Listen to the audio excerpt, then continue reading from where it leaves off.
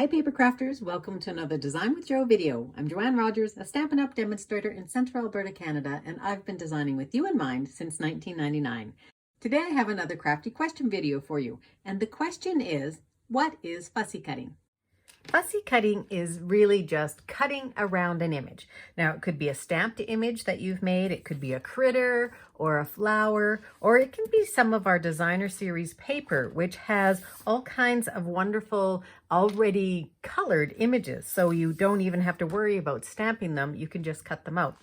Now, you may need to fussy cut because there may not be a die, or you may not have a die cutting machine, or you just didn't decide to get the dies.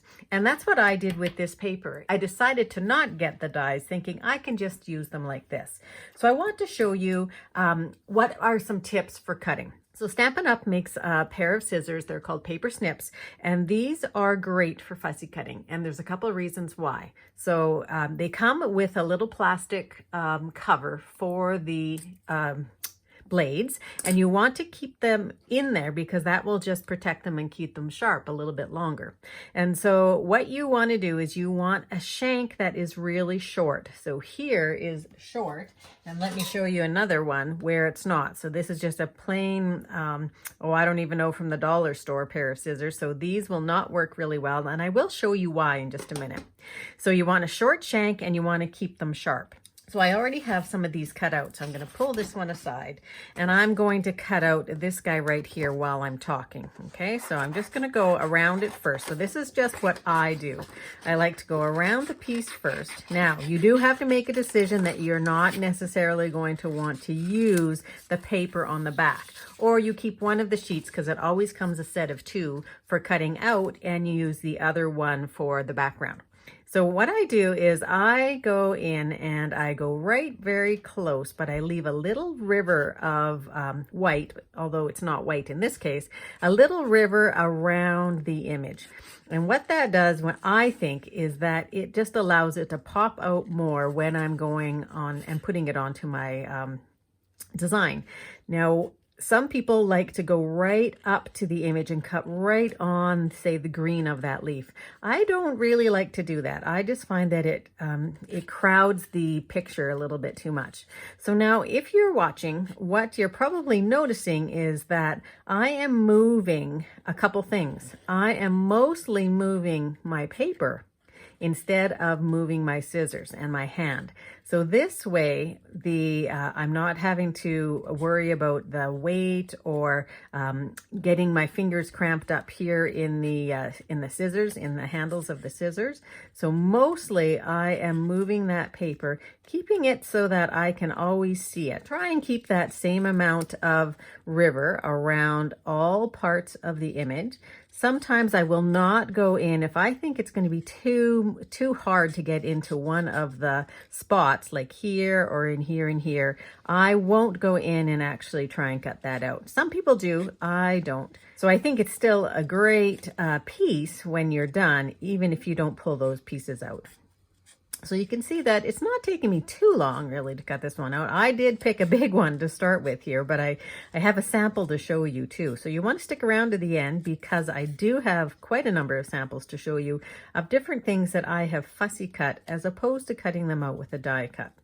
So a couple other things. You want to make sure that your scissors are not gunky at all. So clean them off if they have any glue on them at all. And I do have a video on how to do that, and I'll post that up there. So there's our piece. That's it for the cutting. Now I do want to show you a pair of big scissors and why they are just not as great to work with. So I'm going to try and cut out this little flower. So first of all, what I do is I cut and make a smaller piece.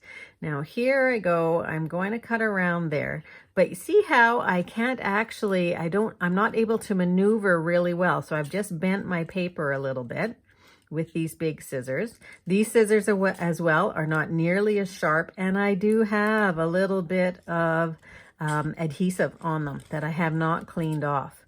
So I'm just not finding this as easy as a process. My hand is a little bit sore already just from doing it. So if you've tried this with a big piece of big pair of scissors like this, see now I can't actually turn the corner here. So I'm gonna cut that off, I guess, and go here. So you can see that it's not as simple a process, at least for me, as it is when I have a pair of scissors that 1 are sharp, 2 are clean, and 3 have a short shank. So let me show you some samples now. So this peach here comes from this paper, and it just is a nice little add-on for this little tag for this gift box. This is another flower that was cut out. So it was black and white paper colored with my blends and then cut out, and just adds a nice touch there to that card. This little goat is fussy cut. I actually do have a machine that will do some fussy cutting for me, but this guy wasn't done that way. Some little pumpkins for Halloween that I fussy cut. Those peaches again, so in these time they're stamped. So I didn't get the dies, I just got the stamp set here. This little flower is also just fussy cut. And the little snowman, so just adds just a little something. So I didn't want to just stamp him, I wanted to cut him out so that he had a little bit more dimension. And then a card made with the one that I just cut out. So what I did for this card is I cut the whole thing, and then I cut one more base. So where did it go here? I cut one more base, here it is. And I glued that over top.